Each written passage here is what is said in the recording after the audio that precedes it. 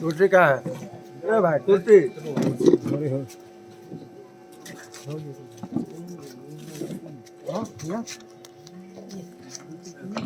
लकड़ी वाला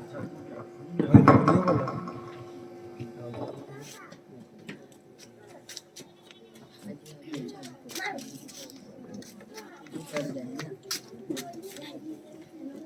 हजरत को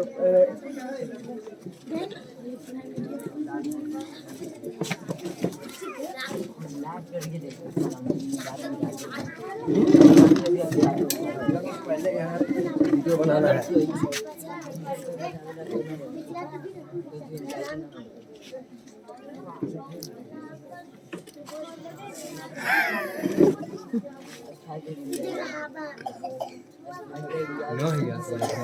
कथी हो कुर्सी बारह खा गेले चाप हो गेले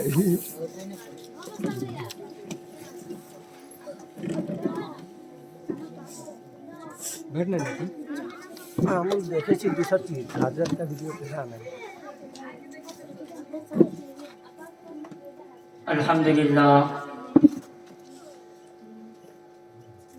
अल्हम्दुलिल्लाह रब्बिल आलमीन वस्सलातु वस्सलामु अला रसूलिहिल करीम व अला आलिहि व अस्हाबिहि अजमईन अम्मा बाद। उधर कुर्सी खाली है। فأعوذ بالله من الشيطان الرجيم بسم الله الرحمن الرحيم وما خلقت الجن والإنس إلا ليعبدون وقال الله تعالى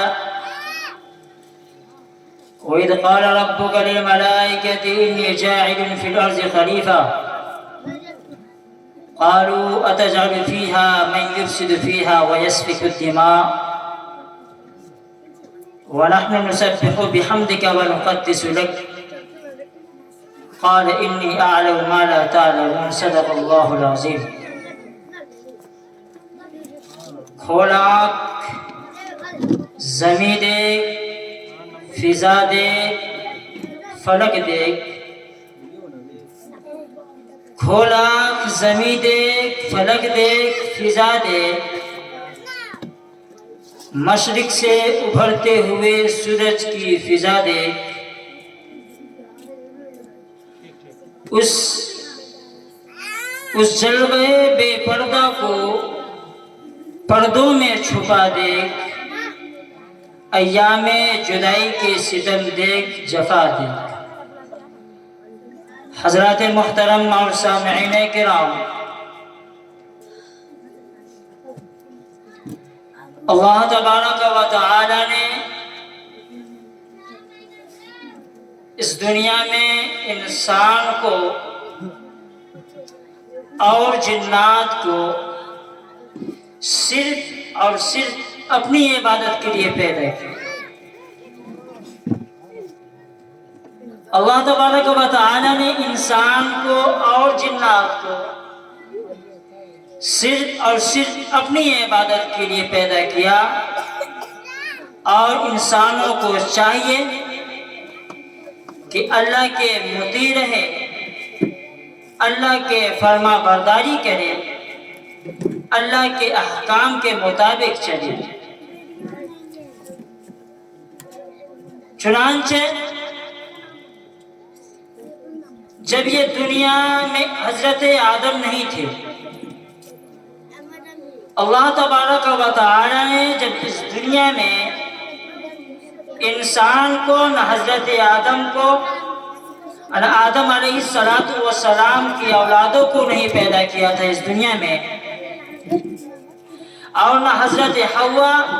اور نہ ان کی کوئی اولادوں کے جب پیدا کیے تھے اس دنیا میں، تو یہ دنیا بے لطف تھا، کوئی مزے کا نہیں تھا۔ اس دنیا میں نہ چہل نہ پہل نہ رونق نہ مزہ کچھ بھی نہیں تھا، کیونکہ یہ تمام چیزیں یہ حضرت انسان کی صفت ہے، اور جب حضرت انسان ہی اس دنیا میں نہیں تھا تو یہ چیزیں پھر کو معنی نہیں رکھتے۔ جب اس دنیا میں انسان آباد نہیں تھے نہ اس وقت لوگ نہ آخرت کی تیاری کرتا تھا، نہ جنت کی فکر کرتا تھا، نہ کوئی پریشانی تھی. لیکن جو ہی انسان کو اللہ تبارک و تعالی نے اس دنیا میں پیدا کیا، جو ہی اللہ تبارک و تعالی نے اس دنیا میں انسان کو پیدا کیا، وہ تمام چیزیں خود بخود انسان کے پیدا ہوتی وہ صفتیں آ گئی. چنانچہ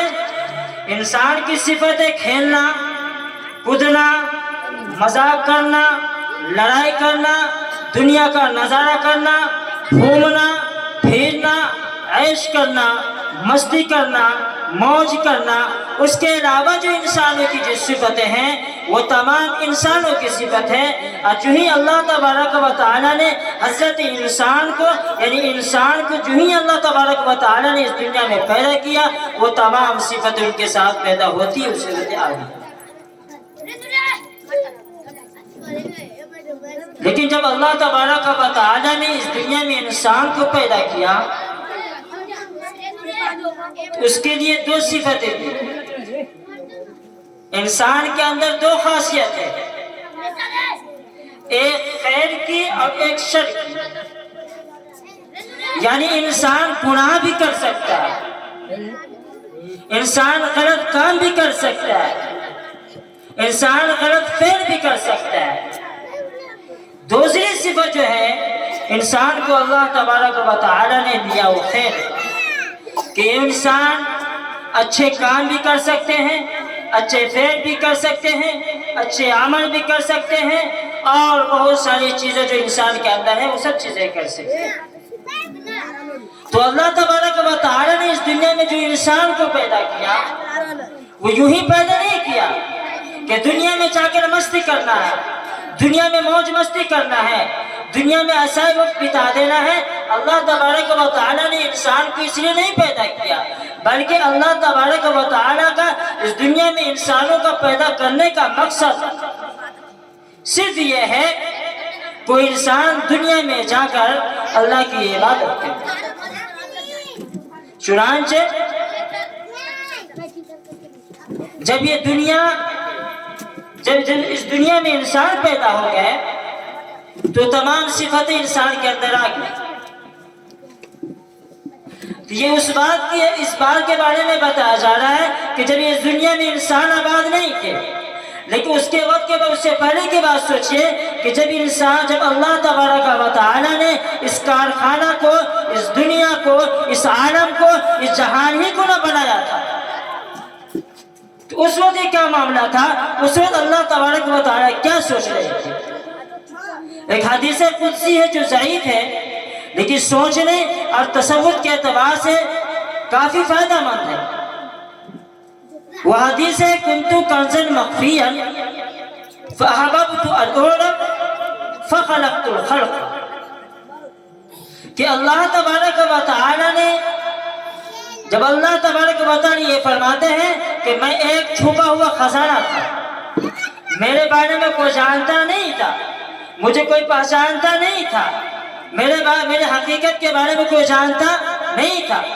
فاحببت ان اعلم، بس میں نے چاہا، میں نے ارادہ کیا، میں نے یہ سوچا بس ہم نے انسان کو پیدا کر دیا. فاحببت ان اعلم، بس میں نے یہ سوچا کہ میں پہچانا جاؤں، لوگ میرے حقیقت کے بارے میں جانیں، لوگ مجھے پہچانیں. فخلقت الخلق، بس میں نے انسان کو پیدا کر دیا. دوسری الجن والانس الا لیعبدون،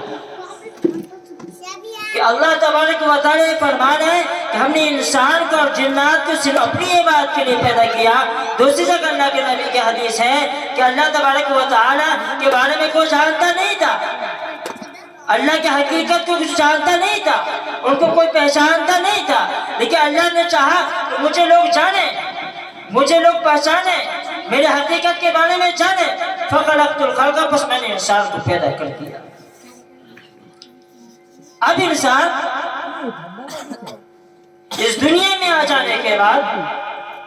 اللہ تبارک و تعالی نے اس دنیا میں جو انسان کو بھیج دیا وہ مالک جو انسان کو 60 سال زندگی دیتا ہے، وہ مالک جو انسان کو رزق دیتا ہے، وہ مالک جو انسان کو ہوا دیتا ہے اللہ تبارک و تعالی، وہ مالک جس نے انسان کے فائدے کے لیے سورج دیا، وہ سورج جب انسان گھر میں جب کوئی گھر بناتا ہے تو اس میں ہزاروں ہزار بلب لگا دیتا ہے، اتنی روشنی نہیں ہوتی جو اللہ تبارک و تعالی ایک سورج کے ذریعے پوری دنیا کو روشن کر دیتا ہے۔ اب انسان اللہ کے نعمتوں سے فائدہ اٹھاتا ہے، اللہ کی دی ہوئی رزقوں سے فائدہ اٹھاتا ہے، اللہ کی دی ہوئی نعمتوں سے فائدہ اٹھاتا ہے۔ اب کوئی انسان اس دنیا میں آ کر اسی مالک کے ساتھ، اسی خالق کے ساتھ، اسی اللہ کے ساتھ، اسی خدا کے ساتھ کوئی شریک کرے، کسی کو اس کے ساتھ شریک کرے، تو اللہ تبارک و تعالیٰ فرماتے ہیں ان الشرک لظلم عظیم، ویسے شرک بہت بڑا ظلم ہے۔ اللہ تبارک و تعالیٰ اس دنیا میں تو بھیج دے انسان، اب انسان اللہ تبارک و تعالیٰ نے انسان کو بولنے کے لیے زبان دیا، اب اس کی دی ہوئی چیزوں سے فائدہ اٹھاتا ہے، اب اس کی نعمتوں سے فائدہ اٹھاتا ہے، پھر اس کے ساتھ شرک کرتا ہے۔ وہ اللہ جس نے انسان کو آنکھ دیا اس دیکھنے کے لیے، اب اس کی نعمتوں سے انسان فائدہ اٹھاتا ہے، پھر اس کے ساتھ کوئی شرک کرتا ہے۔ وہ اللہ جس نے آدمی کو کان دیا سننے کے لیے، اب اسی مالک نے اس کی نعمتوں سے لوگ فائدہ اٹھاتا ہے، اس کے ساتھ شرک کرتا ہے۔ وہ مالک جس نے انسان کو ناک دیا، اب اسی مالک سے نعمتوں سے فائدہ اٹھاتا ہے اور اسی کا شرک کرتا ہے۔ وہ خالق جس نے انسان کو پاؤں دیا تاکہ وہ چلے، وہی مالک جو اس کو نعمت دیا اسی سے وہ اس کے ساتھ کوئی شرک کرتا ہے کہ وہ ظلم ہے۔ اور اللہ تبارک و تعالیٰ فرمایا ان الشرک لظلم عظیم، کہ شرک بہت بڑا ظلم ہے۔ اب اللہ تبارک و تعالیٰ فرما رہے کہ میں ایک چھپا ہوا خزانہ تھا۔ اب انسان کے پاس جب کوئی پراپرٹی ہوتی ہے، پیسے کی شکل میں ہو، بلڈنگ کی شکل میں ہو، بینک بیلنس کی شکل میں ہو، زمین کی شکل میں ہو، الا یہ کہ کسی بھی چیز کی شکل میں ہو، ہر انسان یہ چاہتا ہے کہ ہمارا پراپرٹی اس کو چھپا کر رکھے،